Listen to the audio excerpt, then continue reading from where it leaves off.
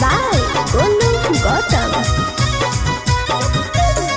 जब बेल होता सावन में जेल से छूट के अइबो त पहिले देवघर जइबो।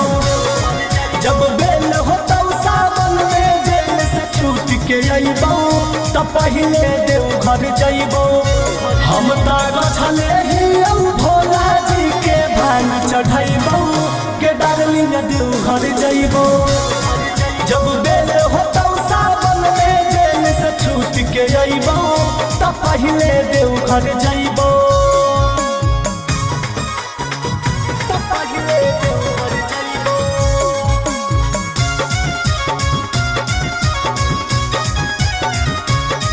जब बेल होता सावन में जेल से छूट के अइबो देवघर जइबो।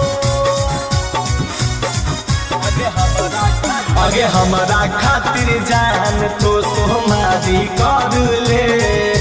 बेल मिले बाबा हो तैयारी कर ले। आगे हमारा खातिर जान तो सोमारी कर ले।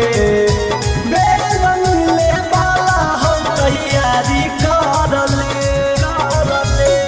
जब कोटहरा में केस जीत के बाहर अइबो गे डार्लिंग देवघर जइबो। जब बेल होता सावन में जेल से छूट के अइबो त पहिले देवघर जइबो। त पहिले देवघर जइबो। देवघर जइबो। त पहिले देवघर जइबो।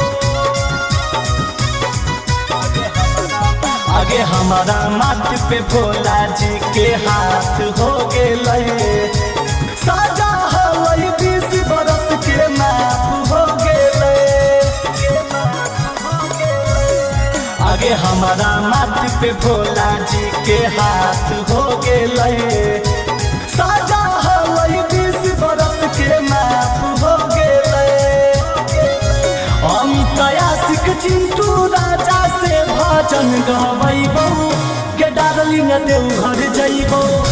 जाके नवादा बाजार से तू गो काबर ले अइबो के डार्लिंग देवघर जइबो।